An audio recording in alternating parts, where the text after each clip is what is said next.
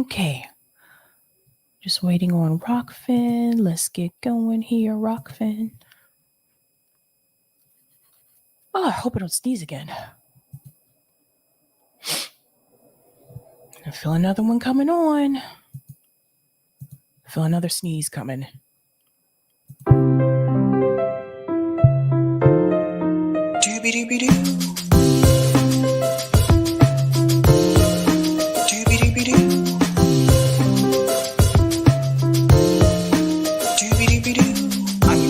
Sabrina Salvati.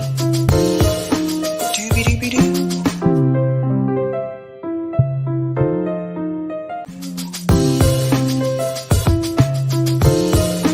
Doobie-doobie-doo. Doobie-doobie-doo. I'm your host, Sabrina Salvati. Doobie-doobie-doo.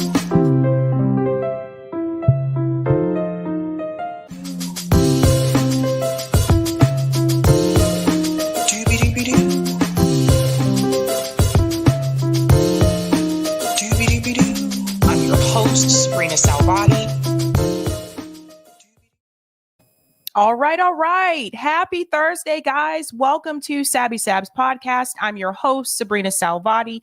If you are new, I want to let you know that Sabs podcast is a part of Revolutionary Blackout Network. You can catch me there on Tuesdays, Thursdays, and Fridays. And you can catch me here Monday, Tuesdays, Thursdays, and Fridays. Shout out to everyone watching on YouTube, Rockfin, and Twitter. What's going on, everyone? Greetings. Such a busy week. This week has been crazy. I got to tell you. But things are starting to wind down. Want to give quick shout outs to people in the chat. What's going on? Miguel says peace. Shout out to you. Greetings, Notori sends her love. Shout out to Sula Moon says see you at 8, Miguel, you got some love here in the chat. What's going on? Shout out to Bad Cookies. That JB and Sabby show was very entertaining. Great to step away from politics and just enjoy some irrelevant discussions. Yeah, that was the whole point with the JB and Sabby show. We feel like you guys get politics like from us all week. So we figured we'd bring that back to something a little bit more chill. And we used to have a show on RBN like that called Nerdolitics. And so we figured we give you something to just give you a break away from politics sometime. What's going on? Hannah G says Sabby with a smile. Shout out to George says, I blame Vladimir Sarandon. Wow. Greetings, Angela said, I miss Sabby and JBT time. Hashtag sad, but made it for this show. Hashtag happy. Hope everyone is having a good one, love. Hashtag like button smash. Hit that like button, guys. That helps me with the algorithm. Greetings to AJF. Thought of the day, being a revolutionary and revolution itself is birthed out of necessity, not ambition. Ooh. What's going on, gamer? Says hello, namaste, y'all. Namaste to you too. Greetings, Yipper99. Happy Eve of Friday, everyone. YouTube does not like you, Sabby. Your show didn't pull up in the live tab in the app. I had to search your channel. Yeah, it does that. Like me and those of us at RBN, we're heavily suppressed. So I highly recommend, it should be pinned to the top of the chat. If you sign up for my newsletter, all it does is ask you for your email address and you hit send. That's it. You'll get alerts from my newsletter every time I go live. It usually goes out 5 minutes before I go live. That way you'll know. Yeah, but you can't rely on YouTube to tell you. No. What's going on? Whoops. It jumped. What's going on, Jonathan? Hey, Sabby, bless you. I rarely watch JD show, but they had Nick Brana as a guest. I immediately turned the channel. Oh, dear. I'm so sorry for that, Jonathan. Whoops. It did it again. Okay, there we go. Shout out to Eric T. Red. Happy Thursday, all. Eric is a Sabby member. Greetings, Kenshi says, hey, Sabby boo, what's going on? Shout out to Steve says, happy Sabby. Happy. Shout out to Wade Worth for the $10 super sticker. Thank you so much for that. I appreciate it. Much love. Greetings, Salgato says, Malmaste. Hyomons. I don't know what that means, but what's up? All right. Shout out to Where Pilgrim says, hey, everybody. Greetings. Rick says, same, Jonathan Cooper. Okay. Let's go ahead and get started. I do want to give a quick shout out to everyone who is a Sabby patron. Go ahead and share this for you guys. Thank you guys so much for all of your help and your support. If you want to be a Sabby patron, I have 5 categories: members, Sabby, Sabsters, Sabinators, and Ultimate. Quick shout out to Indy Left, who has now become an Ultimate patron. Woohoo! All of their names are listed here. And I want to give a special, I really got to fix this gap here. I want to give a special shout out to a Sabby patron newbie, Nicholas Smith. What is going on? Thank you so much. And you can also see all of their names scrolling across the bottom of the screen. So, what are we talking about tonight? Guys, there's so much news going on. It was difficult for me to pick what to cover. I'll just be honest with you. That's usually the problem. People say, do you ever have trouble like finding news stories? No, I have trouble deciding which ones to pick because there's always news. Okay, so tonight we're talking about Aaron Mate and Russell Brand media issue. Great interview there by Russell Brand. We're going to get into that tonight. We're going to talk about how they're really, really pushing to silence people. So we're going to get into that. We're also going to discuss Joe Manchin and Chuck Schumer change. What has happened there? Why has Joe Manchin changed his mind? We're going to get into that tonight. And unfortunately, we do have to talk about this. Joe Biden's recession. That's right, folks. It has happened. We are officially here. We have to use the R word, even though some people don't want to say it. We have to say it on here. So we will get into those topics tonight. I want to go ahead and get started with our first story, and that is about Joe Manchin and Chuck Schumer and how there seems to have been some type of agreement reached here. Let's go ahead and get into that. Now, for those who are not aware, there is a climate bill that has been waiting for Joe Manchin's approval. Of course, he would try to hold it up, just like a lot of legislation that he's behaved this way with, to be honest.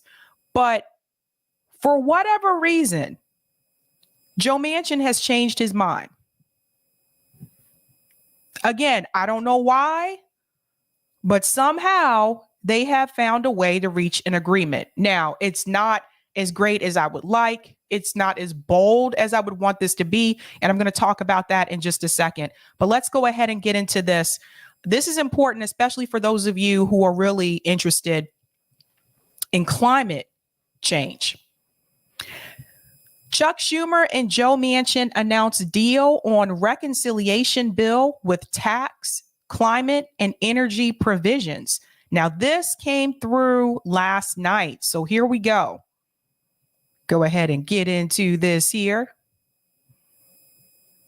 Senator Majority Leader Chuck Schumer and Senator Joe Manchin on Wednesday announced that they have struck a long-awaited deal on legislation that aims to reform the tax code, fight climate change, and cut healthcare costs. That's right, ladies and gentlemen. You did not hear that by mistake. That is right. I think there's a spam in the chat, Eric. Okay. The reconciliation bill would invest more than $400 billion over 10 years to be fully paid for by closing tax loopholes on the richest Americans and corporations. The senators said in a joint statement. So they're trying to close tax loopholes here on the rich, which is something we have been asking for. But let's get into this a little bit more. It would reduce deficits by $300 billion over that decade. The senator said, citing estimates from nonpartisan congressional tax and budget offices. Now, let's get into the actual amounts here, because this is the part I think you're going to want to pay attention to. The package would raise an estimated $739 billion, including, I told you they had this money. What'd I tell you? $313 billion through a 15% corporate minimum tax. $288 billion through prescription drug pricing reforms, including measures to allow Medicare to negotiate drug prices and cap out-of-pocket costs. By the way, Mitch McConnell is against that. Mitch McConnell came out and said that he's against Medicare actually negotiating drug prices. Crazy, isn't it? Crazy. $124 billion through the IRS enforcement of a reformed tax code. $14 billion through closing the carried interest loophole. The bill would also invest a total of $433 billion. $369 billion from a suite of energy and climate-related programs. $64 billion from extending an expanded Affordable Care Act program for 3 years through 2025. Now, is this weird? I actually am questioning, and I hope you would question this as well. Why is the extension only for 3 years? Do you see this? $64 billion from extending an expanded Affordable Care Act program for 3 years through 2025. That should be indefinite. Why is it only through 2025? So there's an election in 2024. If Joe Biden runs again, I'd say he will lose. So if the Republicans win, yes, this goes through 2025, but after 2025, they can change this. I mean, if you really cared that much about giving people health care, number one, we would have Medicare for all. Number two, why are you putting a limitation on how long this program can be extended and expanded? This is what I mean when I say that they give us crumbs. This doesn't make any sense to me. They should absolutely have made this permanent. Why did you just cap it at 3 years? Just for them to get elected. I really don't think this is going to work, by the way. These little bits that are doing here, I don't think it's going to be enough. So that's the issue. This portion here where they mention a suite of energy and climate related programs, I would like for them to like spell it out. What are the climate related programs? So they need to explain, like break that down. I told you they have a history of doing this. Break that down. What exactly does that mean? What does that include? The full Senate will consider the bill next week. Schumer and Manchin said they hope that the legislation will meet the Senate's parliamentarian budget reconciliation rules, allowing Democrats to pass it without needing GOP votes. So I want to highlight something here for you where it says Senate parliamentarian. If this tanks because of the Senate parliamentarian, you can let everybody know you were warned here first. So I'm just letting you know. They're letting you know that this is based on whether or not the Senate parliamentarian will say, yes, this meets the budget rules. And if it doesn't, then that means they're going to have to get votes from the GOP. And Mitch McConnell, I told you, he already said he's against it. You see what's happening here? Remember what I mentioned to Khanna recently? There's always a rotating villain. Now that you have Joe Manchin on board, watch the Senate parliamentarian not get on board. Somebody will not get on board. Watch. Mark my words. Someone clip this. Mark my words. Someone will not get on board. If it passes, I'll be shocked. If it does pass, though, I will come back and I'll say, my bad, I was wrong. But they're already letting you know there's a way for this still not to work, even if Joe Manchin says yes.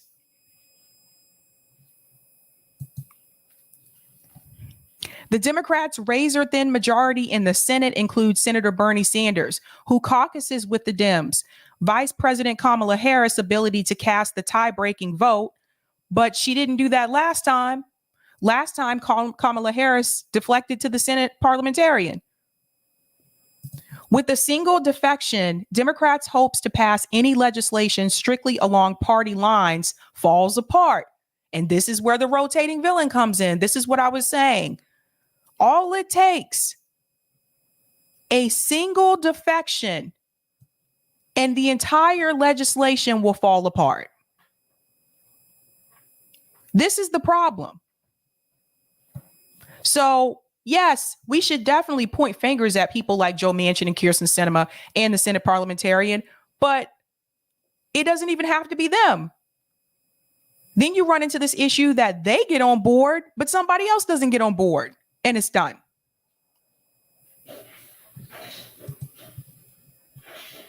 Manchin has flexed that power before. In December, he announced he will refuse to back President Joe Biden's sweeping $1.75 trillion plan to fund a range of social and climate issues. The White House, at the time, accused him of breaking his promises to the Biden administration. Biden, who made a similar, more sweeping proposal, the centerpiece of his first-term domestic agenda, lauded the senator's agreement on Wednesday. This is the action the American people have been waiting for. This addresses the problems of today, high healthcare costs, and overall inflation, as well as investments in our energy security for the future. Okay, guys, let me explain something to you. This is not enough. Don't get me wrong. These numbers, these amounts are large, but this isn't enough. I would argue if you really wanted to bring about some type of bold climate reform, I think we should be investing in public transportation. You have a lot of people, especially here in Boston, don't have a car. People relying on public transportation, and the public transportation here is not that great. It's not 24 hours. Last call is at 1 a.m., some 12:45, depending on which route you're trying to take. And it breaks down. Just last week, people had to jump off the orange line because it caught fire. And that's not the first time something like that has happened.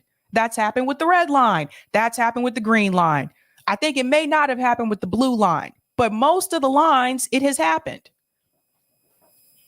So if you really want bold climate reform, we need public transportation. We need high-speed rail in this country. It's really kind of embarrassing when I think about it. The fact that they have high-speed rail in Europe and we still don't have it here. And so can we please get the troll out the chat, please? The spam in the chat.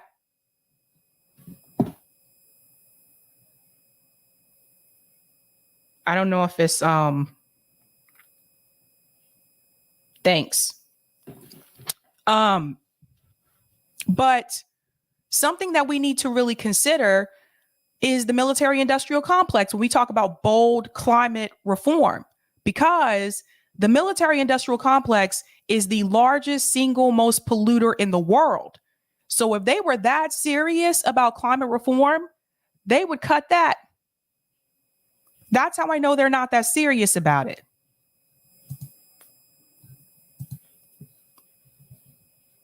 And that's something that you can mention to them, you guys. That's something that you can tell them yourself. When people push back and they say, well, the Democrats are doing this with this climate bill, let them know, like, if they really want bold climate change, why aren't they trying to stop the military industrial complex? Why are they still getting us in these never-ending wars? That is what is greatly affecting the climate. You also have to think about planes. And I hate to say it, I know some of you love to fly, but planes also are a problem. with climate reform, with climate issues in the world. So I wish we did have high-speed rail. We don't have it. Our infrastructure is terrible in this country. So I'm going to go back in and then I'm going to play this video clip for you. So it says here, Schumer and Manchin build the package as a way to fight runaway inflation while addressing other Democratic agenda items, including cutting down on carbon emissions by 40% by 2030. Guys, that's years from now. This is what I mean when I say Democrats are not bold. It's just terrible. It's terrible. The package was revealed hours after the Senate passed a bipartisan bill aimed at boosting U.S. competitiveness with China by subsidizing the domestic production of semiconductors. Here we go with Mitch McConnell. This is what I was telling you about. Senate Minority Leader Mitch McConnell had previously warned that Republicans would not back that China competition bill if Democrats continued to pursue unrelated reconciliation legislation. McConnell did not respond to CNBC's request for comment. Of course he didn't. So let's go ahead and listen to this video here. Because again, like I said, a couple of days ago, Joe Manchin was not on board with this. He has since changed his mind. So here we go.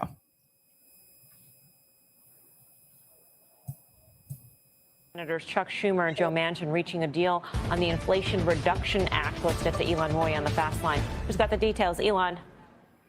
Yeah, that's right, Melissa. This is a surprise announcement from Senators Chuck Schumer and Joe Manchin. And this package would essentially impose new taxes on corporations and the wealthy to pay for new spending on healthcare and clean energy. The deal includes a 15% corporate minimum tax on large businesses. Manchin indicated that could be applied to businesses with about $1 billion in revenue or more. It would also close the carried interest loophole, step up IRS enforcement, and allow Medicare to negotiate prescription drug prices. Now, altogether, the senators estimate this would raise $739 billion over the next decade, and that would go toward paying for $369 billion in energy and climate policies and $64 billion toward extending the Affordable Care Act subsidies through 2025. There would be an additional $300 billion left over that would go toward paying down the deficit. Now, in a joint statement, Schumer and Manchin said that this is a historic down payment on deficit reduction to fight inflation, invest in domestic energy, and reduce carbon emissions. Melissa, this is going to be sent to the Senate parliamentarian tonight to get scrubbed for, make sure all the language is correct, make sure it sort of passes muster. But this plan is for the Senate to vote on this as soon as next week. Melissa. Yvonne, thank you. Yvonne J with the latest on what is being billed as the Inflation Reduction Act. Dan, your take on this? Yeah, no, I think if these are priorities that are important to you, I think this is a big win. I think there was a time that they were hoping that this would be a bigger package. I do think that the headline that says this deal would close the carried interest loophole, that's something that's been bandied about a lot. And there's been a lot of people in our business who don't want to see that happen here. So I think that's interesting that that was a part of it. Okay. What was interesting to me, what he said in that video, was that he said, if this is important to you, everyone should be concerned about climate. Everyone should be concerned about it. So that's really, oh my God, if it's important to you, everyone should be concerned about prescription drug prices. Even if you're not on any type of prescriptions, you could be one day. Everyone should be concerned about that. Now, here's an issue that I have that I do want to bring up. I feel like this is a little too late because had this happened last year, like I said, it's still not bold enough. I think we need to have more. But had this happened last year, I think it would have helped people out a lot better. The fact that it may happen now this year after we are already into this recession. And yes, we are. We're going to talk about that tonight. Now it's like, yeah, you're cutting these prices, but the prices are already higher. So how much are you going to cut them? Because now it's like everything costs more already. And people have been paying more already. And I've talked to people that have had to ration their insulin, that have had to ration their pills, their meds. That's not safe. So it just really makes to me, it really says something to me that, like, I don't know. I feel like this is a little too late. This should have happened already. And then on top of that, I think that this should be bolder. But like I said, we're already in a recession. So how much are they going to cut from these prescriptions? That's the problem. I'm going to go to some of the comments in the chat, and then there's a video clip I want to play for you as well. Another one about this issue. And I'm not trying to be a ball buster here. I'm not trying to bust your balls. I'm just saying, I think we need to look at the reality of the situation. We are going into a recession right now. It's not bold enough. There's so much more that they could be doing, and they're choosing not to. Shout out to JB, my comrade from RBN. Good evening, all you lovely people. Good evening, JB. Yasmin says we should start calling it what it is, Joe Biden's recession. That's right. That's what I'm calling it. That's what I'm calling it.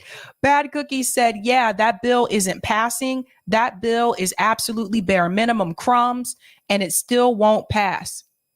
You got to ask yourself, the fact that Joe Manchin was able to change his mind and he's okay with it, how much did they strip away from this bill?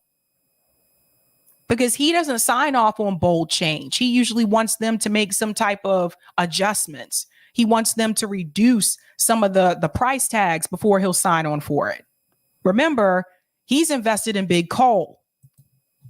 Shout out for the super chat, AJF. Extensions/limitations on ACA by Dems should tell you that the current leadership of the Dems are liberal incrementalist Republicans at heart.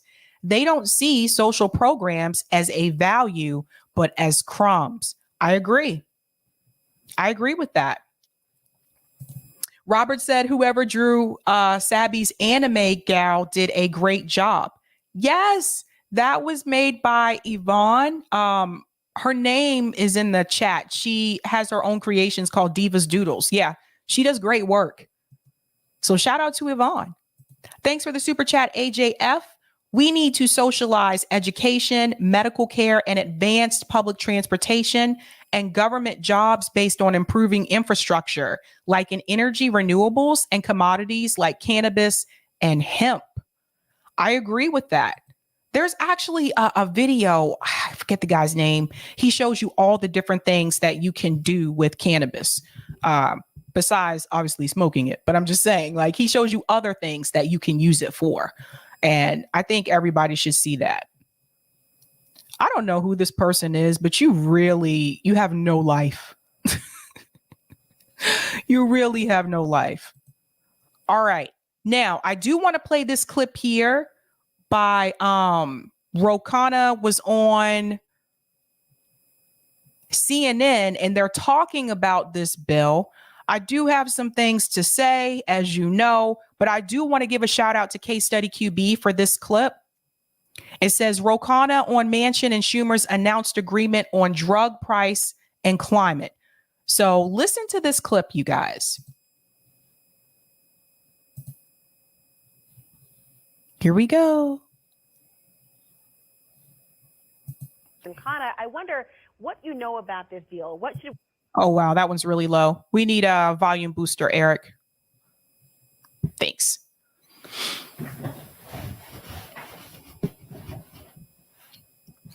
Doobie-doobie-doo.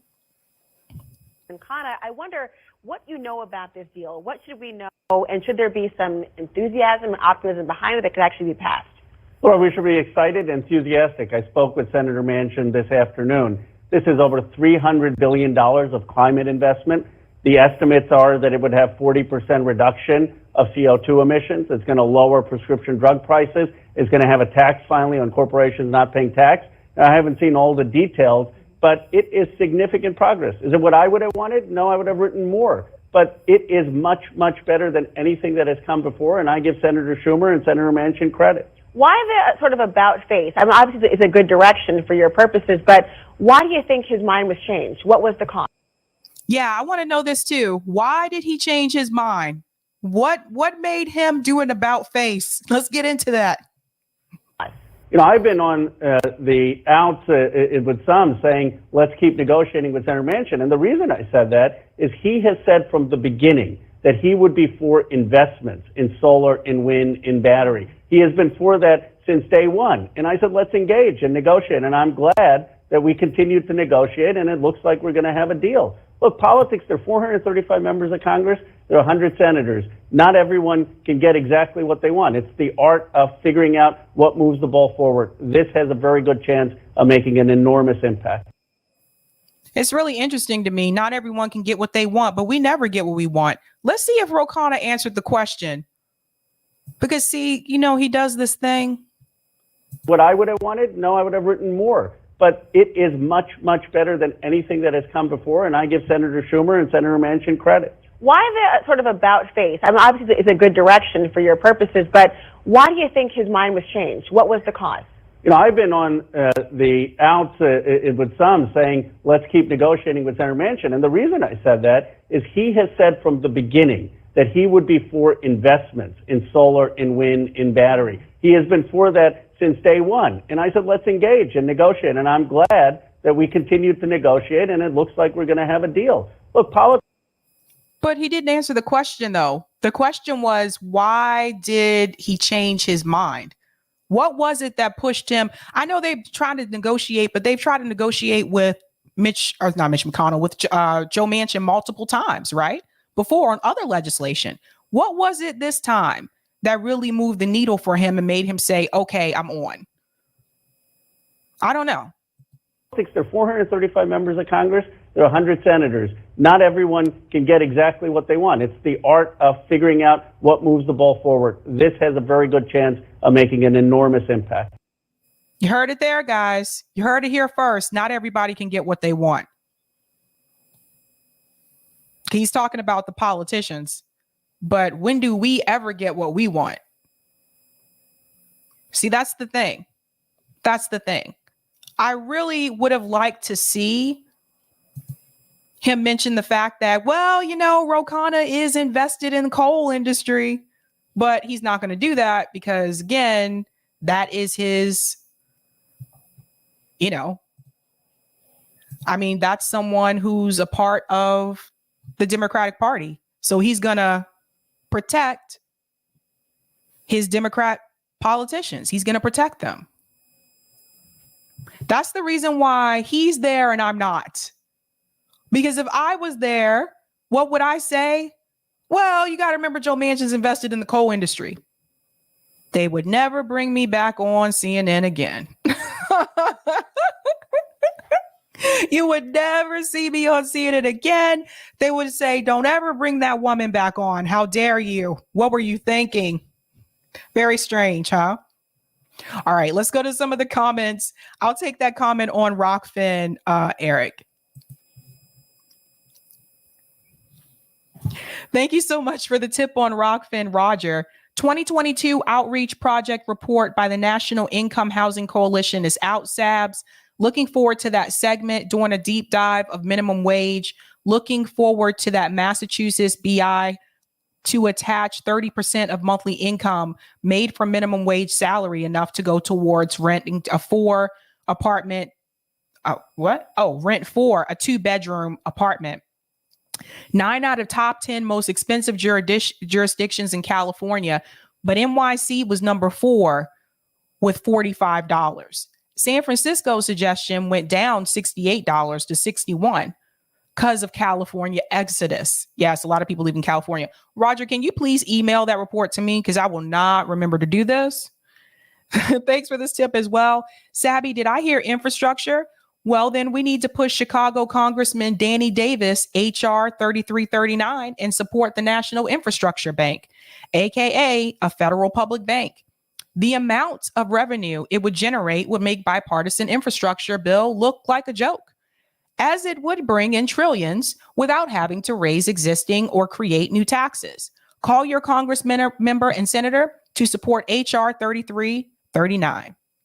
Thank you so much for that, Roger. Boop-a-doo-boo. All right, let's go ahead and get into our next story.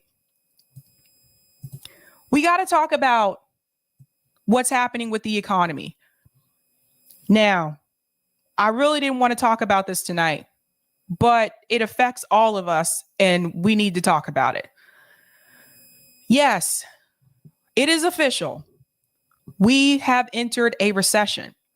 Now, I know that some people don't want to use the R word. That includes President Biden and other members of Congress as well. But the writing is on the wall and they can no longer deny this. We have to call it what it is. Now, I want to start off with something that Ryan Knight said that I want you to think about. Ryan is always dropping truth bombs. Ryan said, under U.S. capitalism, we've had 14 recessions since 1929, which is an average of one recession every 7 years.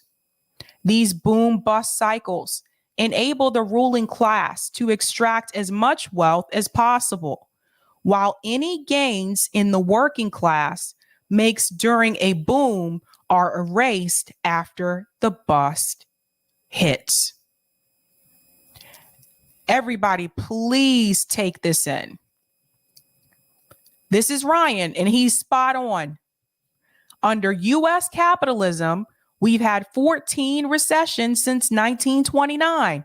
Oh, look, someone else just liked it, which is an average. Oh, more people are liking it. An average of one recession every 7 years.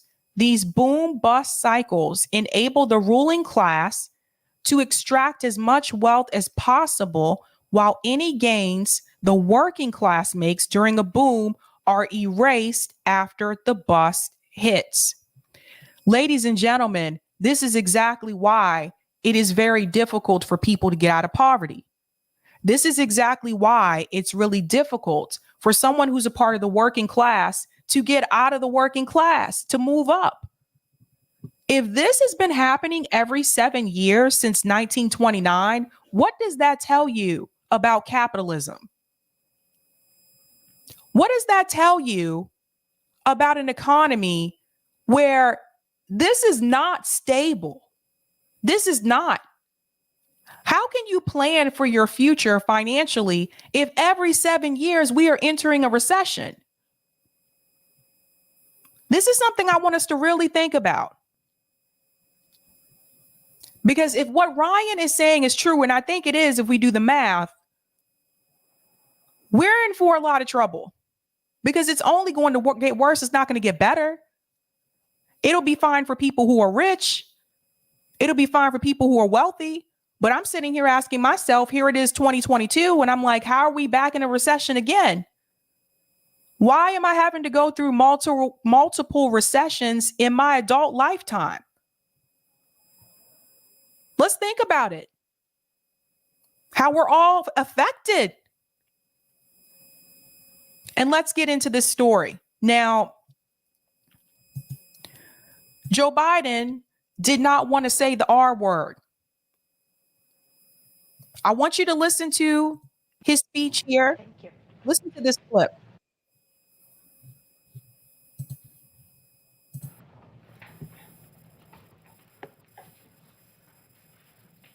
I want to say two things about the GDP report we received this morning. First, it's important to start with what we know before this morning's report. Our job market remains historically strong. Our economy created more than 9 million jobs since I came to office, in no small part because of the people on this stage. Our economy created more than 1 million jobs in the second quarter, the same period as today's GDP report covers. And our unemployment rate is 3.6%, near a record historic low. Secondly, households and businesses, the engines of our economy, continue to move forward. Now, there's no doubt we expect growth to be slower than last year and for the rapid clip we had. But that's consistent with the transition to a stable, steady growth and lower inflation. There's going to be a lot of chatter today on Wall Street and among pundits about whether we are in a recession. But if you look at our job market, consumer spending, business investment, we see signs of economic progress in the second quarter as well.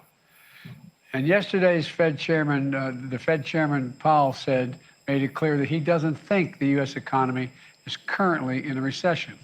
He said, quote, "There are too many areas of economic where the economy is performing too well." He pointed to the labor market as an example. Okay, let's talk about this for a second. There was something he said here that I want to address. Again, like I said, he won't say the R word. By the way, this happened last time too. I remember, I think we were going into 08. It might have been right before we were going into 08. They didn't want to use the R word either. But then eventually got to the point where they had no choice but to admit it. But let's hear this again. I want to say two things about the GDP report we received this morning. First, it's important to start with what we know before this morning's report. Our job market remains historically strong. See what he's doing here? He's going to try to tell you the positives first so that the results from that report don't look so damning. That's what he's doing. But are these really positives? Economy created more than 9 million jobs since I came to office, in no small part because the people on this stage. The economy created over 9 million jobs. But notice they never tell you what the jobs were. I see a lot of like now hiring signs, and I saw them last year too, but they were mainly for like minimum wage jobs. They were at places like Dunkin' Donuts, Starbucks, Chipotle. Actually, Chipotle pays a little bit more, but they're short staffed too. Anyway, a lot of them were more so for those kind of jobs from what I've seen. But he never said what the jobs were. He never told you if these were contract positions, temp positions, full-time, part-time. They never go into that. And even if you create a temporary position, that still counts as a job that's created. Some of those roles are only 3 months, 6 months long, not guaranteed steady employment. So that's a question I think people need to ask. What were the jobs that were created? And what were the requirements to actually get those jobs? Just something to think about. I do love Chipotle. He said that, Mr. X. I do love Chipotle. I really do. I'm not too happy with the one in Maine right now, the one up there, but because of what they did to the employees. But I do love Chipotle food. But yeah, I don't know. What are the jobs that were created? Our economy created more than 1 million jobs in the second quarter, the same period as today's GDP report covers. And our unemployment rate is 3.6%, near a record historic low. The unemployment rate is 3.6%, near historic record low, but he leaves out the fact that he kicked people off of unemployment in September. You see, if you're not really doing your research or you're not watching independent media, you may not know that. You just hear these numbers that he's spitting off. You're like, oh, wait, yeah, that sounds great. That's wonderful.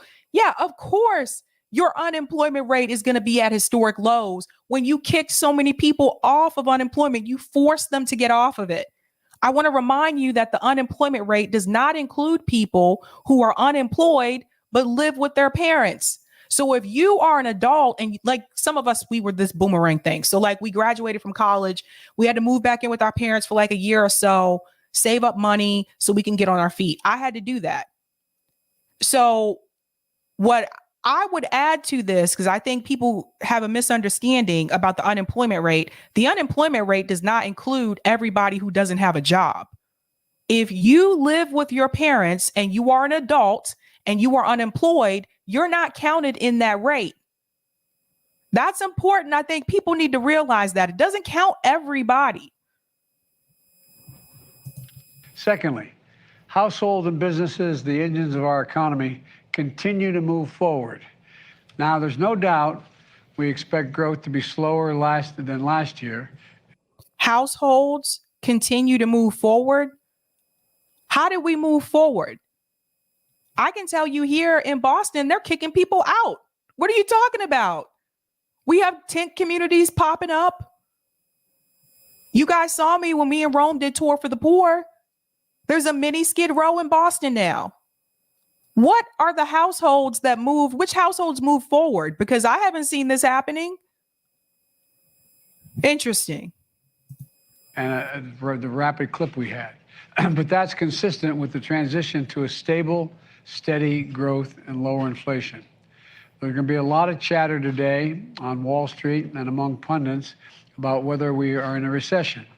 But if you look at our job market, consumer spending, business investment, we see signs of economic progress in the second quarter as well.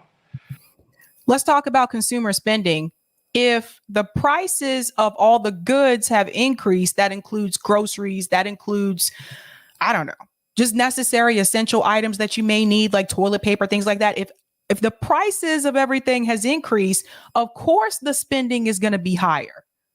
That doesn't necessarily mean that people have more money to go out and spend. Most people I've talked to are trying to pinch and save where they can because grocery prices are ridiculous and because of the gas prices. So to me, like, this is just something he's just rattling up. Like this don't really, where are the graphs? Where's the data? Like, you're just saying numbers to me. I want to see charts there's no, come on. And yesterday's Fed chairman, the Fed chairman Powell made it clear that he doesn't think the U.S. economy is currently in a recession. He said, quote, there are too many areas of where the economy is performing too well. Who is the economy performing well for? See, this is the piece that they leave out. Is the economy doing well for people who are poor? No. People who are working class? No. I'd even argue people who are middle class. The economy's not doing that well, bud. If you're making $7.25 an hour, federal minimum wage, the economy is not doing well for you right now. This is the class divide. Joe Biden's talking about people who are like him, people in like that class bracket. Those people are doing well. CEOs are doing great. They've doubled their wealth.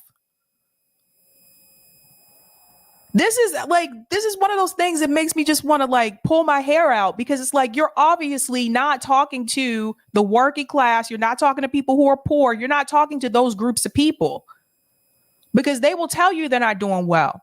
Go look at Jordan Sheraton's footage on Status Coup, and you tell me if people in this country are doing well right now. Go look at it. The most recent footage where he's on the road and he's going to different people and they're showing him the bad conditions that they are living in their own freaking apartments right now. People living with black mold, people living in tents because they got kicked out of their housing complex. Go look at that and tell me if people are doing okay economically. They never talk about it. Pointed to the labor market as an example. Unbelievable. Unbelievable. I can't right now. Let's get into some of those numbers. Let's get right into it. U.S. economy contracts for second straight quarter. GDP falls at 0.9% pace in quarter two. So here we go. U.S. economic activity contracted for the second consecutive quarter in quarter two.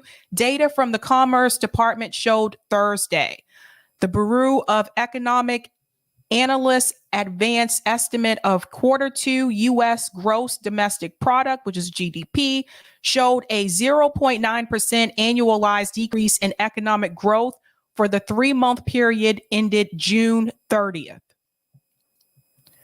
Economists surveyed by Bloomberg expected data to show U.S. economy grew at an annualized pace of 0.4% last quarter. The decline in GDP comes after U.S. economic activity unexpectedly fell 1.6 during the first quarter. How was this unexpected? How was that unexpected considering like we entered inflation?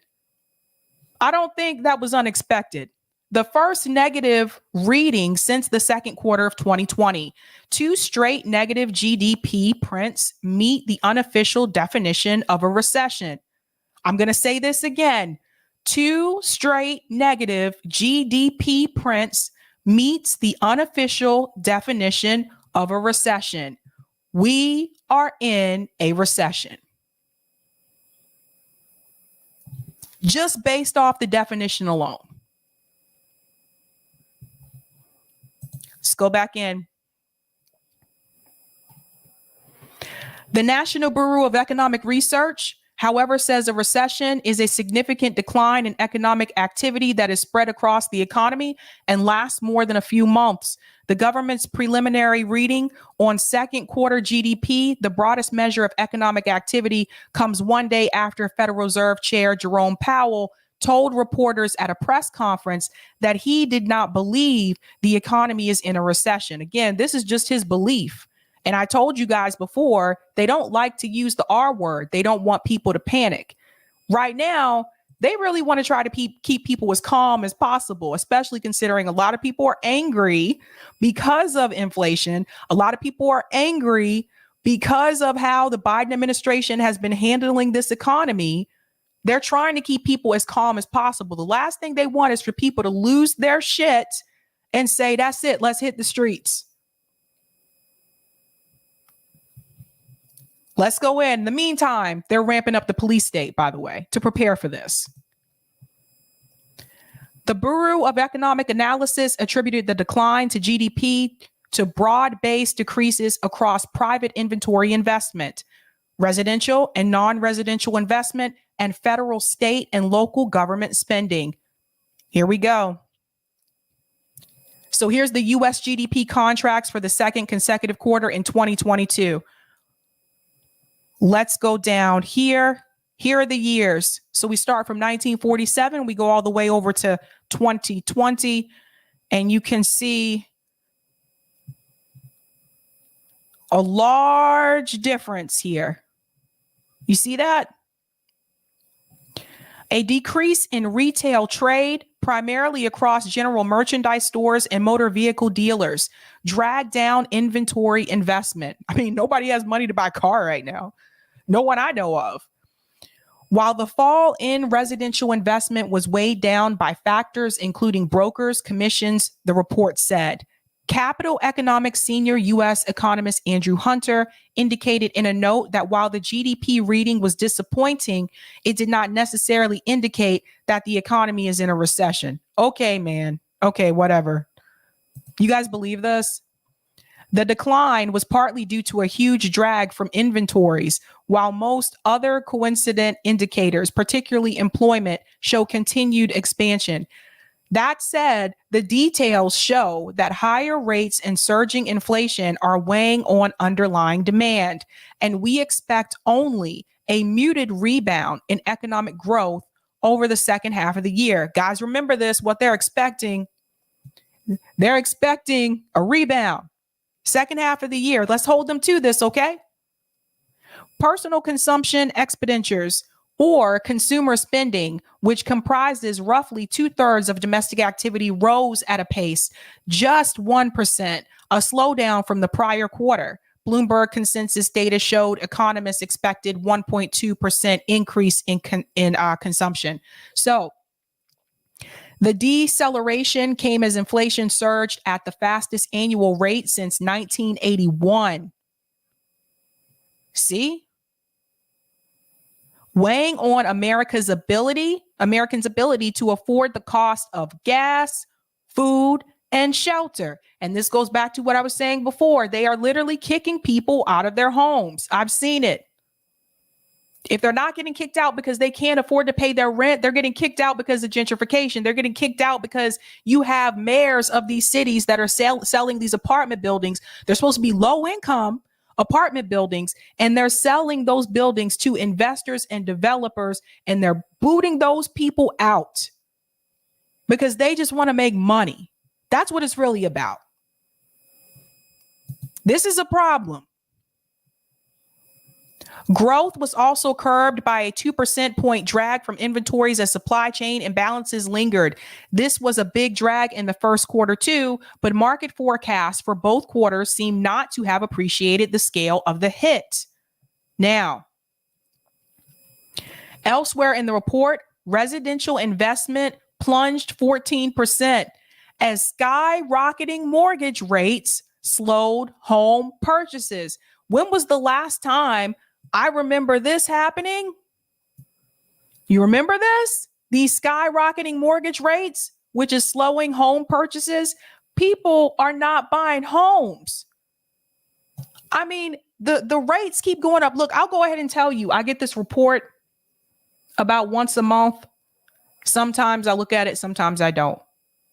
I knew I was going into this story tonight, so I did look at it. Please tell me why the houses in my neighborhood are now, some of them, which you got to keep in mind, I have a small house. It's a cape. Well, I shouldn't say it like that. My husband doesn't like when I say it's small. But it's a cape. For those who don't know what capes are, it's a Cape Cod house.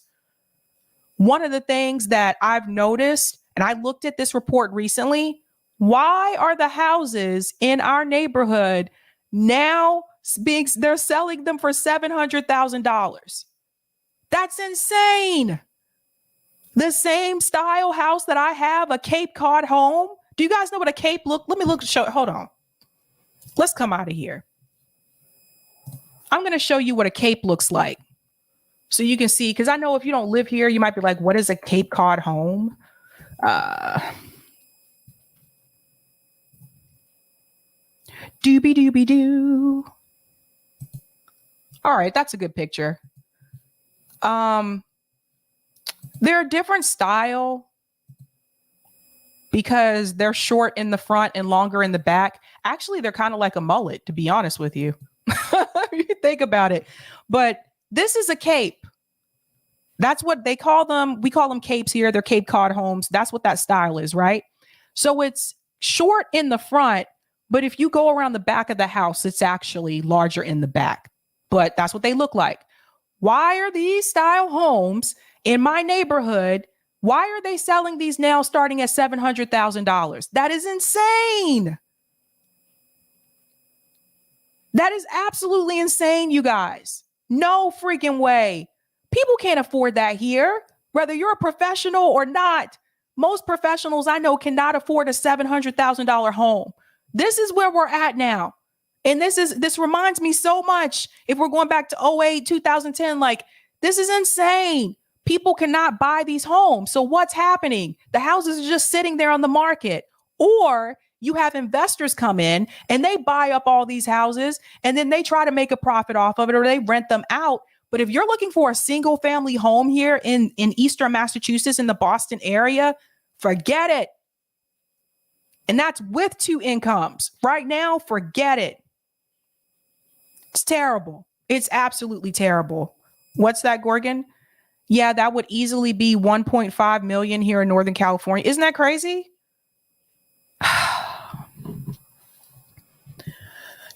No one. Like literally, like you really have to be, maybe some of the faculty. Like some of the faculty I worked with, like at MIT, they could probably afford it. But other than that, nah, man. And they wonder why people are leaving these cities. It's terrible. Jeez. So we're back here again. And this is why I'm just like, I don't want to hear it. I don't want to hear that, them making these excuses and not wanting to use the R word. Just call it what it is. Now, they don't want to use that word with us, but they don't have a problem using that word in reference to Japan. Now, listen to this. Japan GDP data shows its economy has sunk into a recession. So why is it okay to mention that about Japan, that their GDP data says it's now in a recession, but when it comes to us having similar GDP data, is not a recession? Listen to this. You got to call them out on this, you guys. Listen to this. I'm not going to play. It's 1 minute and 19 seconds. Japan is headed for its deepest economic slump since World War II. The world's third largest economy shrank 2.2% on the year between January and March. That's actually better than the 3.4% contraction in a preliminary reading. But it still confirms that Japan has sunk into recession, defined as 2 straight quarters of contraction. And that was even before lockdowns were imposed in April, meaning future GDP numbers are certain to be worse. Recent data, including exports, factory output and employment, all suggest the country faces its worst post-war slump. Policymakers are moving to respond. Monday saw Parliament begin debating a second supplementary budget. That is part of a fresh $1.1 trillion stimulus package that includes injecting capital into struggling firms. Meanwhile, the Bank of Japan will look at further steps in its rate review next week. But a surprise calm on markets does allow some breathing room. On Monday, Japanese stocks climbed to a 3.5-month high. That came after last week's surprise gain in US employment numbers, which fueled hopes of a swift global recovery. So you see that?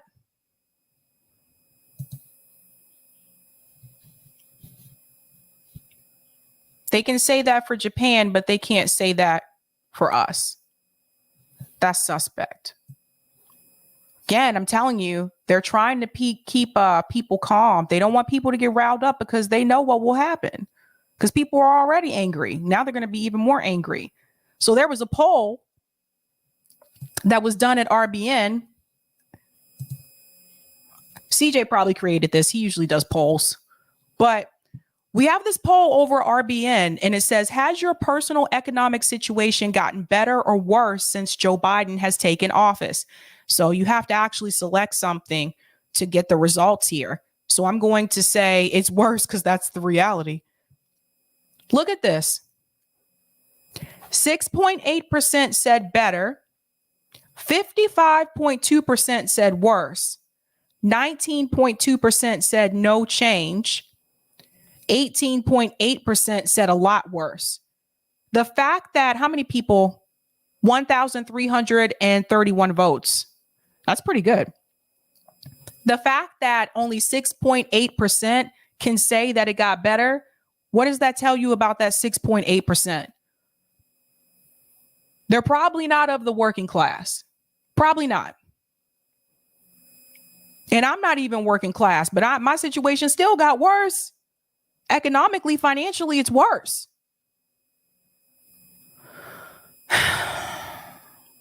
That's terrible.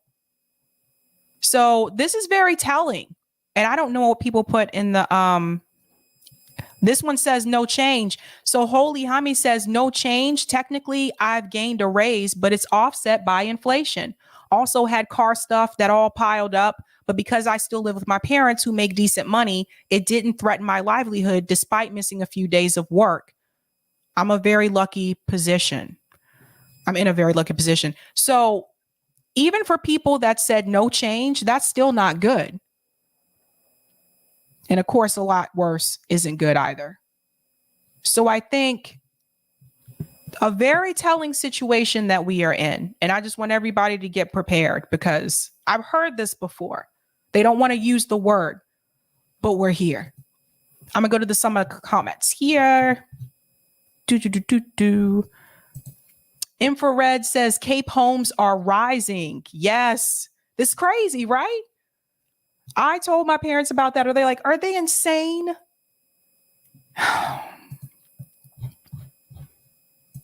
JB Font says, I say depression, but whatevs. There you go.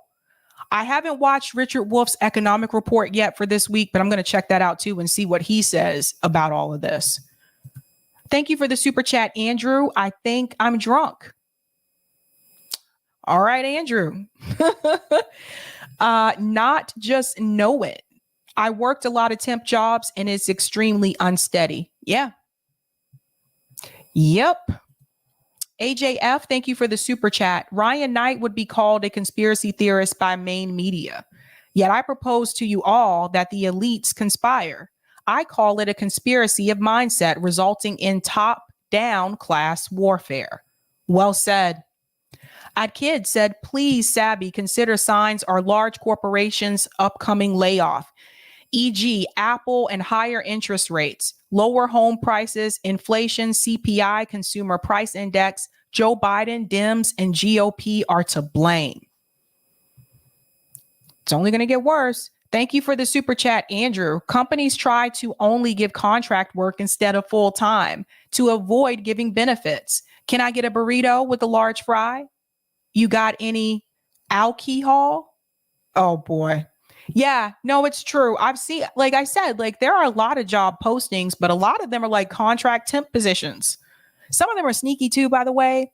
Like they'll tell you it's a contract position and then you interview for the position and then you find out it's actually temp, it's not contract. Or they'll say that it's temp to perm and then you interview with the hiring manager and you find out it's not temp to perm, it's just temp.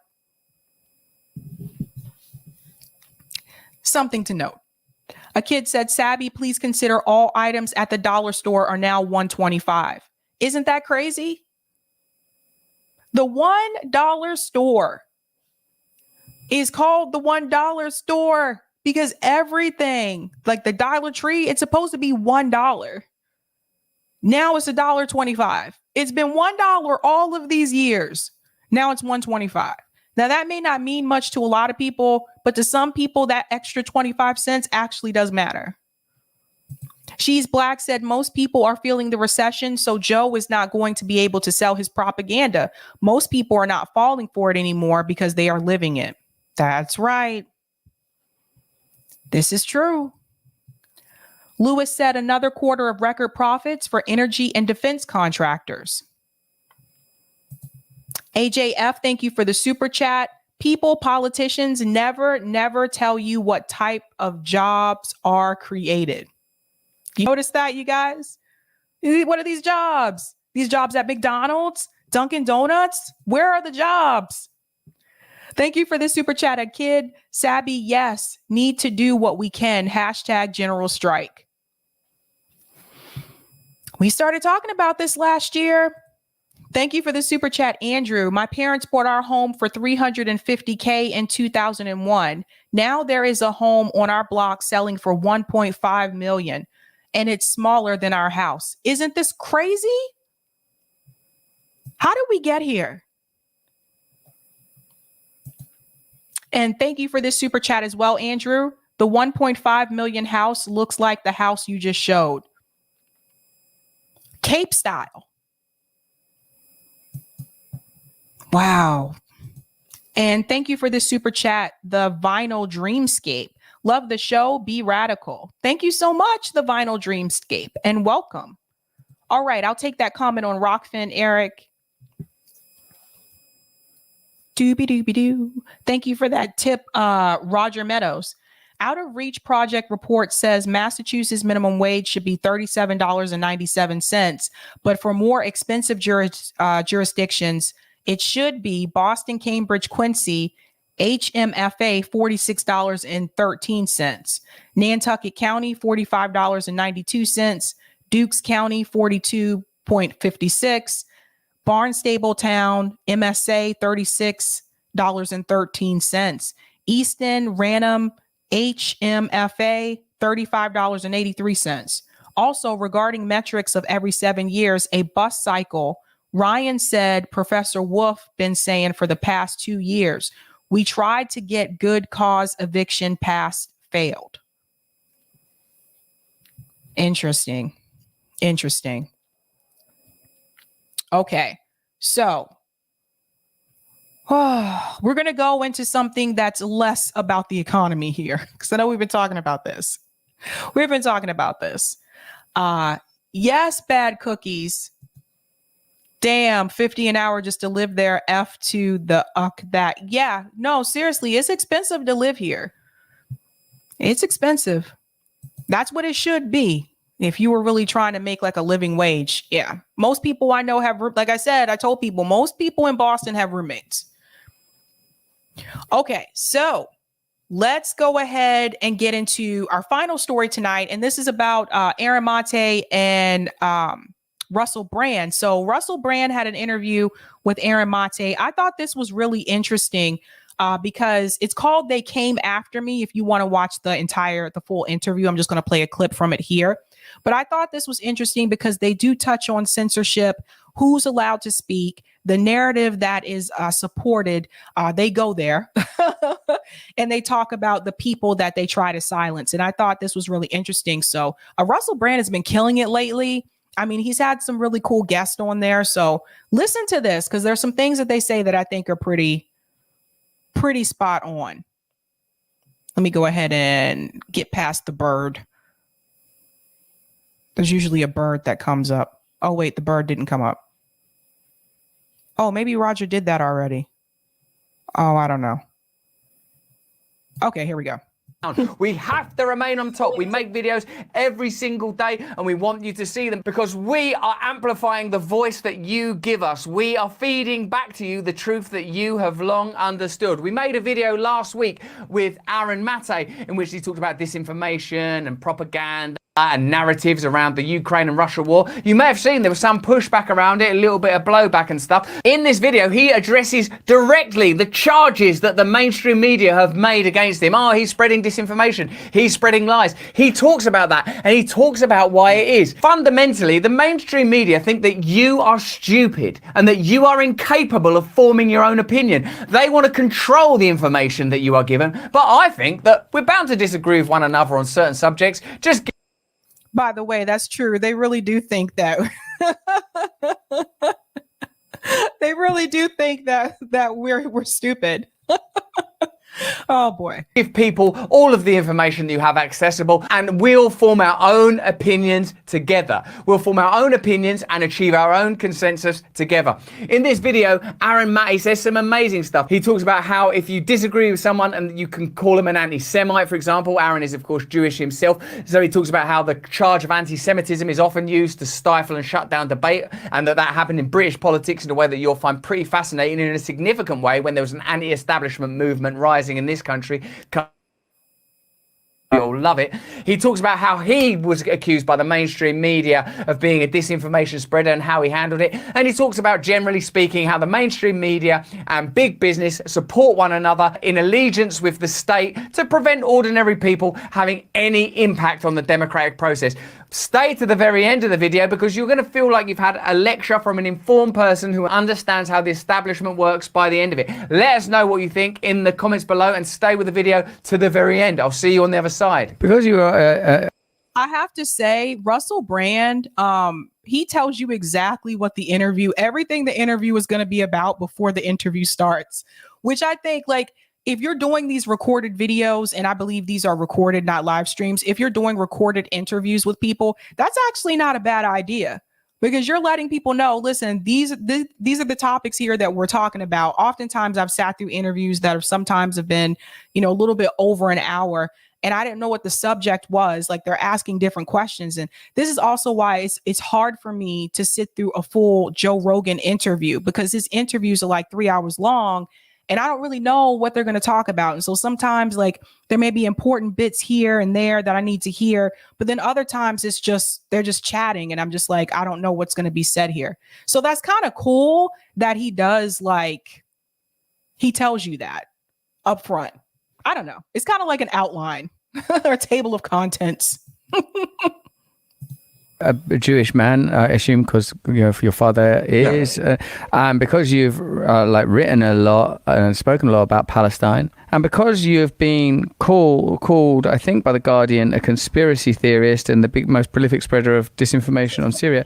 I wonder what you think of the kind of use by the mainstream media of the charge. Let's use the example of anti-Semitism and the kind of the use of these very damning and hateful terms, which refer to very damning and hateful beliefs. How do you think these systems are deployed by the, let's call it centre-left, neoliberal mainstream media? Well, how do you feel about that personally and particularly? And how do you think that such a thing can ever be countenanced? Because in the end, along with his own party, these are the charges that ultimately led to the downfall of Corbyn and to the kind of annihilation of the part of the Labour Party, which for those of you listening in America is a kind of our sort of left-wing and working class supporting party. Like how can they ever be countenanced or challenge these kind of views in this kind of culture where this misinformation, disinformation, censorship mentality is increasingly taking hold? The aim of these insults, anti-Semitism, conspiracy theorists, when they're false, I mean, some people are anti-Semitic and they deserve to be called anti-Semitic.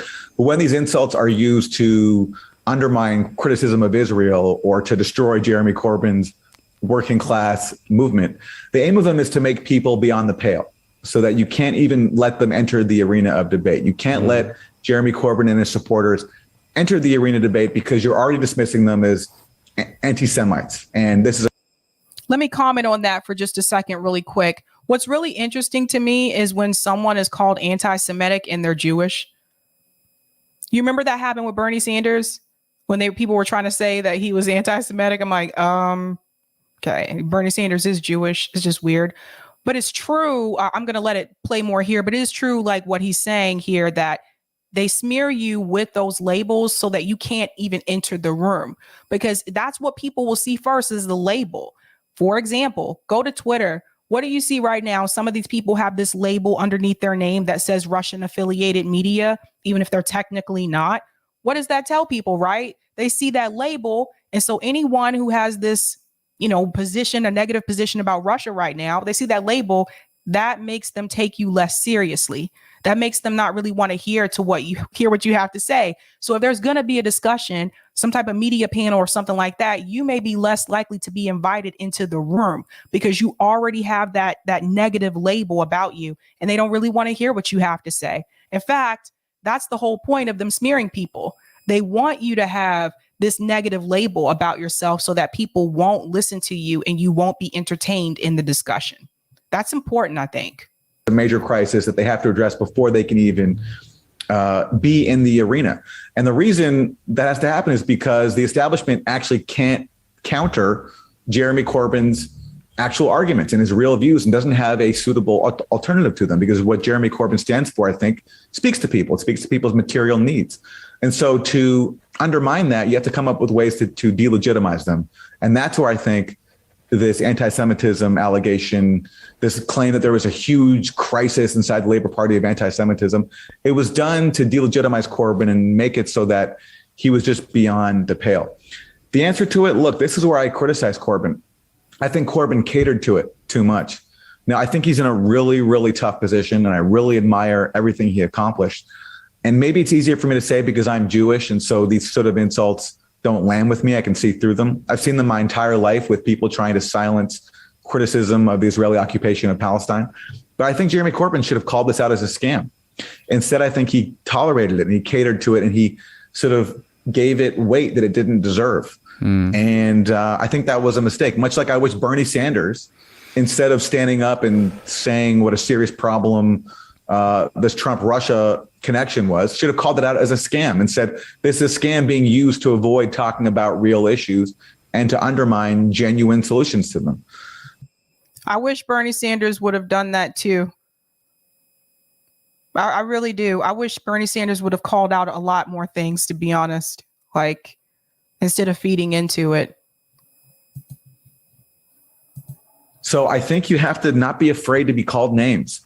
I'm not afraid to be called a self-hating Jew or a conspiracy theorist or a Russian asset, which is what I got all the time during Russiagate, because I wouldn't go along with these conspiracy theories that Trump was controlled by Russia. I was called a Russian apologist or a Trump apologist all the time. You have to not be afraid to be called names. You also have to not be afraid to maybe lose a job or lose opportunities, which especially in media is a huge thing where people or lose friends. And I say this because, I mean, you guys, most of you guys, if you've been following us for a while, RBN, you know about some of these things, like some of the smears and stuff that we've received from people. People smear me every day. I get emails that I would never show you guys. I get DMs that I would never show you guys. And those of us at RBN, we get heavily attacked. People make racist attacks. People say we're not black enough. People say we're too black. It's interesting. People say that we're not educated. We're not well informed. Again, don't know what they're talking about. It's really interesting, but you really have to not let that get to you. So people call me stuff all the time. I really give zero shits. People will tag me and things on Twitter. Again, like I've said before, if I don't know you, I don't usually go into that mentions tab. Like there's a tab that says mentions. I don't go into that. If I don't know you, I'm not entertaining it. There's a lot of trolls. There's a lot of bots like on Twitter and stuff like that. And you never know if some of these people are who they really say that they are. I think some of them are controlled opposition, to be honest with you. So I don't entertain it, but you really have to be tough. You have to be tough.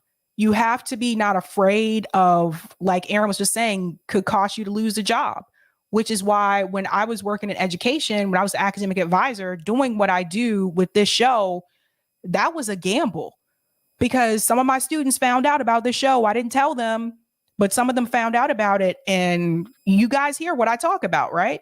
So that was a gamble for me. But you also, have to be afraid to not lose friends because not everybody in the space is going to be your friend. And some people may start out as a friend and then they're not your friends anymore because of some of the views or takes that you have later on down the line. So for me, I've always said that I didn't get into this to become friends with people. I got into this to educate people. Instead of educating people at a university, I decided to educate people online on my show. And I think that's just another way that you can use education. But you have to be tough because if you're sensitive and people will come at you, especially if you're Black, people are really going to come after you. If you're sensitive, this is not going to be the space, bud. I'm going to tell you, this is not going to be the space for you. Know that if you don't drink the Kool-Aid, you're going to face career consequences. And I don't judge someone for being bullied by that because everyone has to make their own choices and everyone's in their own unique situation. But in my case, I'm not willing to compromise on these issues that I feel so strongly about. I'm not, as a journalist, I'm just not willing to compromise on the facts, especially when I'm talking about issues that are so consequential, whether it's Russiagate or whether it's the campaign against Jeremy Corbyn. I mean, these are things that are being used to sabotage a genuine, progressive, hopeful future. So I'm not going to compromise on that. So yeah, but I think it comes down to being willing to tolerate being called names. And The Guardian, for example, just tried to do that with me when they said that they called me the leading spreader of disinformation on Syria. They couldn't provide one example of my alleged disinformation. And that says it all. They can't actually point to any evidence to substantiate their claims. They're just trying to basically preemptively declare people like me beyond the pale. And hopefully most people can see through that. Why? They don't debate it either. That's another thing. Like I never see them say, well, let's come onto my show and let's have this debate. Let's debate this discussion. I never see that happen when they smear people like Aaron and Max and those of them at the Gray Zone. I never see that happen. It's just interesting to me. Like I'll see people make all these smear videos, but as soon as you say to them, like, well, why don't you have the discussion with that person instead? Oh, no, don't do that. That's a bridge too far. Let's not. I don't actually want to talk to them. I just want to smear them. That's what that's about. With The Guardian, which when I was a kid was like, in the words of Morrissey, who probably you also can't like anymore, like, has the world changed or have I changed? The Guardian when I was a kid, I used to write for The Guardian, admittedly about football, English football, and but now, why would The Guardian call you a conspiracy theorist and say they're the biggest spreader of disinformation on Syria? What is institutionally at stake within The Guardian? What is it? Is it that they're capturing the data of their readers? Is it that they're beholden to advertising money? How has the world changed so radically that Chris Hedges used to be able to work for the New York Times, now he can't be on Russia Today? How has the world changed so radically that Glenn Greenwald breaks the Snowden story with The Guardian, The Times, and the Spiegel or whatever, Figaro, I don't know, I can't remember all of them. Like, that guy goes, like I would have thought being a gay, married man and all that kind of stuff. Like, these are the kind of cultural credentials, not to mention the professional and journalistic credentials that would mean that you're like a lifelong hero. How do these people go to being called just, you're like a racist or you're right wing or whatever? What is at stake for The Guardian or the New York Times or CNN or MSNBC or take it wherever you want to go in terms of those mainstream media outlets? What are they protecting? What is their agenda? Why are they so keen to spread these kind of slurs? Money. And I would also add Democracy Now! To that too, because they have, whoa. I used to watch Democracy Now! I used to have a lot of respect for them. But if you watch them now, I'm like, whoa, what has happened to this? What has happened to this network? Like, you guys have like totally gone like shit lib here. Like, seriously. And I don't use that word often, but I'm using it with that. In reference to The Guardian, I think a big part of that was, God, I hate to bring up his name again, but Robert Reich, man. I feel like The Guardian has become like, it's Robert Reich. It's like they try to be right on these woke issues, but they're incredibly soft when it comes to imperialism, when it comes to war. But I guess they're far enough to the left where they can still pass. Have you ever thought about that? Have you ever thought about, like, there's somebody, it's like, they're not fully there, but they get a pass. I felt like that's how it is with The Guardian now. Democracy Now! Has just, it's sad. It's sad what's become of them. But my answer to Russell's question is money. That's what it's all about. Who owns those networks? Who owns CNN, MSNBC, Fox News? Who owns them? Because I can tell you BlackRock, Vanguard, and State Street are shareholders in a lot of media companies. And who's also buying up real estate? Same people. They control the narrative. Well, something has changed at The Guardian, I think, in the last decade, where after they published the Snowden leaks, the UK national security state came down very hard on them and even forced The Guardian went along with this, to destroy the hard drives containing the Snowden leaks. And since then, and there's been a lot of reporting done on this by outlets like Declassified UK and others, The Guardian has changed, and The Guardian has increasingly parroted the line of the national security state. They took part in the campaign to vilify Julian Assange. They printed these bogus stories by a journalist named Luke Harding that, for example, Assange and Manafort had secret meetings inside the Ecuadorian embassy, Paul Manafort being Trump's former campaign manager, a complete scam of a story that they've never retracted. And on the issue of Syria, which I write about a lot, they've essentially supported the UK government policy of participating in a US-led dirty war. Oh, thanks for the reminder, YepX. Can we get a like check? Oh, yes, guys, please hit that like button. That helps me out with the algorithm. Thank you so much, YepX. YepX knows I'm horrible with that. That flooded Syria with hundreds of millions of dollars worth of weapons that ended up in the hands of sectarian death squads, including Al-Qaeda, that were trying to overthrow the Syrian government. And The Guardian has been pretty much on board with this policy. They've gotten rid of a lot of longtime people who used to write for them, who used to be more critical of the national security state. John Pilger, the famous journalist who used to write for them, he's now non grata. And exactly what happened internally, I don't know. I mean, I actually know, I've met The Guardian's current editor, Kath Viner. She wrote a great play a long time ago about Rachel Corrie, the young American woman who was killed by Israeli bulldozers in the occupied territories as she was trying to save a Palestinian home from being demolished. And, she was a progressive person when I knew her, but now she presides over an outlet that constantly parrots the state line on serious foreign policy issues, constantly demonizes critics of the state line, Julian Assange and Jeremy Corbyn, and takes part in these disinformation campaigns against independent journalists like myself. So they just printed this article calling me the top spreader of disinformation on Syria. And their source for that claim was a study put out by this think tank called the Institute for Strategic Dialogue.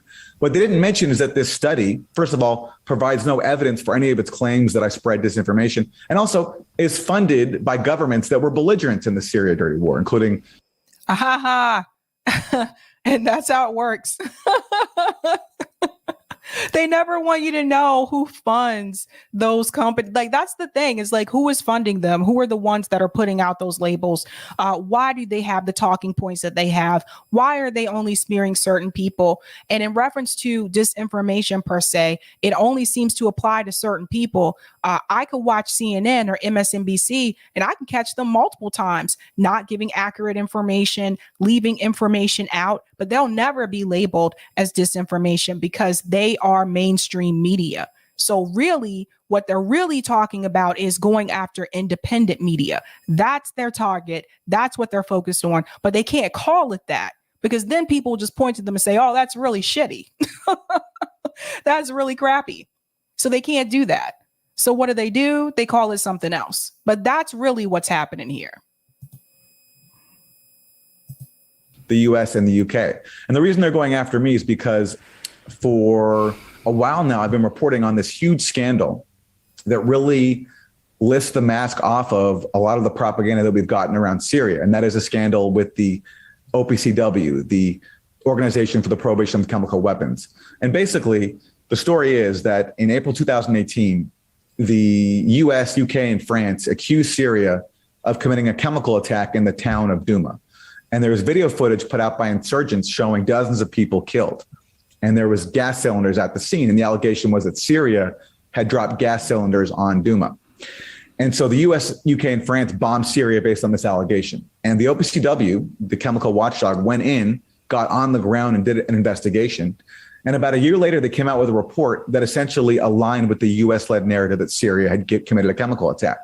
But then we got a really explosive series of leaks from inside the OPCW that showed that the actual inspectors who went to Syria found no evidence of a chemical attack, wrote up a report laying out their findings, and their report was doctored and censored by senior officials to align with the US-led narrative.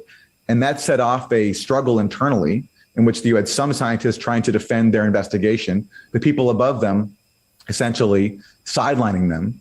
You also had one thing I want to add here too that I think is important as well. A lot of times they really don't want independent journalists to come out with that narrative first. So even though what Aaron reported was true, the problem was the fact that he reported it first. If mainstream media would have reported that narrative first and then he reported it, then they wouldn't have had an issue with it. But the fact is that the truth came from an independent source and not so much a mainstream source. That's what they don't like. So even though later on they did confirm, oh, you know what? Yeah, those chemical attacks, that's correct. That was right. It still doesn't matter because the story did not come from them first. That's how they are. And you see this happening with other things right now, too, that I can't talk about on here. But you guys know what I'm talking about in reference to the pandemic. You see them now admitting some of the same things that independent journalists were saying all along last year. Now, all of a sudden, they're confirming those things. But that's the thing. They want it to come from them, not from independent sources. US officials coming in to meet with them and try to pressure the OPCW to support their narrative that Syria was guilty. And you even had basically really damning findings being erased. So, for example, expert toxicologists were consulted who ruled out chlorine gas as the cause of deaths in the victims, a huge blow to the US-led narrative. And that finding was simply erased. So we know all this because of a trove of leaks that was first disclosed at WikiLeaks. And then I got some leaks as well at my outlet, The Gray Zone. I've been reporting on them. Nobody can contend with what the leaks actually say. No one can contend or challenge the reporting I've done based on those leaks. So accordingly, instead of contesting what I'm saying, what I'm reporting, taking up the contents of those leaks, you have to try to just dismiss me as beyond the pale and call me a conspiracy theorist. Well, that's right. And that's how it goes. I like the fact that Russell Brand takes notes while he's interviewing people. That's really cool. But no, that's what they'll do. They won't have the debate either. Like, and don't get me wrong, I'm not into the whole debate me bro thing, but if you are smearing that person and you want to prove that you feel that what they're saying is not true, then why not have the discussion with them? It doesn't even have to necessarily be live. It could just be in a Zoom like meeting or something. It doesn't have to be streamed. Why not have that discussion with them? Because they don't want to, because that's not what they're put there for. Their job is to try to crush anyone who has a different narrative other than the one that is mainstream. I'll go ahead and take that comment on Rockfin, Eric.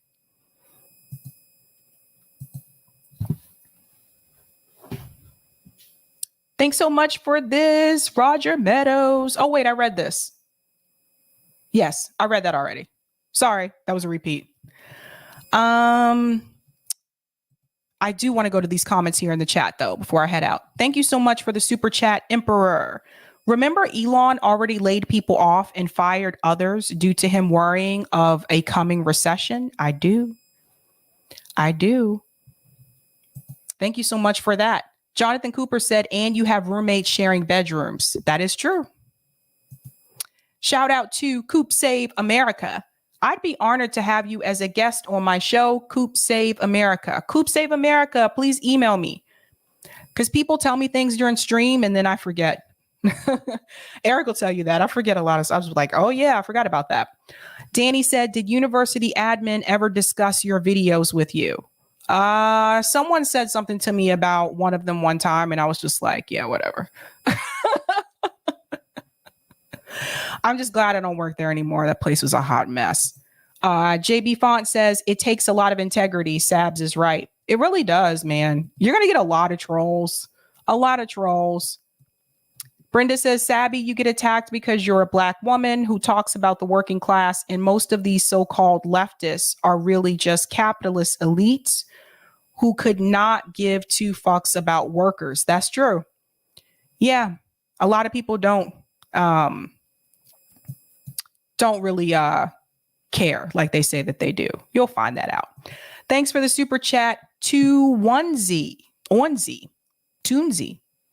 Hi, Sabby. Is it a possibility? It is the same thing being done to People's Party / Nick, really trying to get the facts. And historically, it is a recurring smear of any new emerging political party.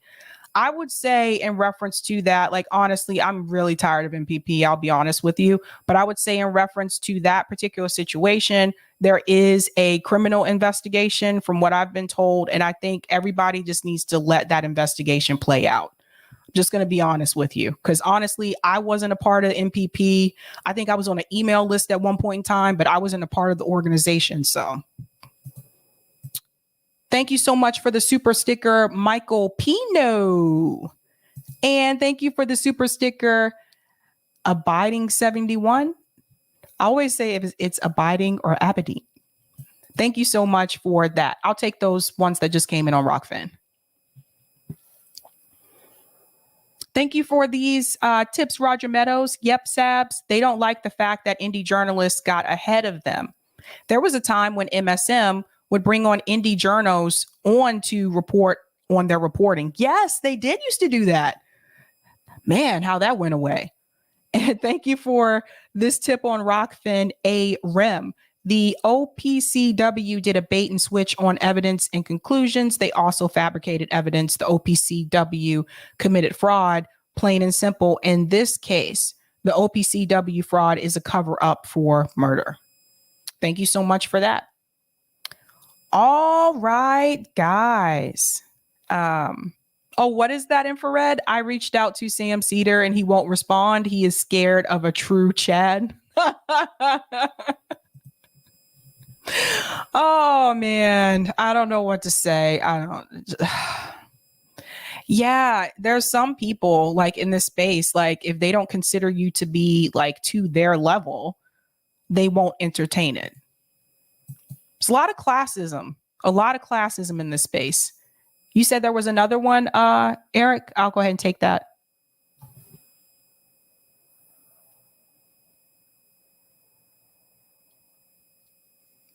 Alrighty, and thank you for this tip also on Rockfin, Roger Meadows. I asked JC of SC on another show. I won't mention, don't want to start no beef, but regarding going to Libby, Montana to see how they feel about Medicare for all. And JC was told by More Perfect Union that Libyans told MPU that they won't talk to outside media. Wow. Some places are like that, Roger.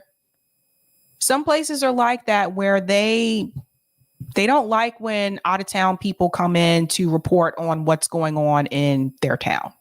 So I've never been to Montana. So I don't know what it's like in person. Alrighty, guys. I'm about to head out.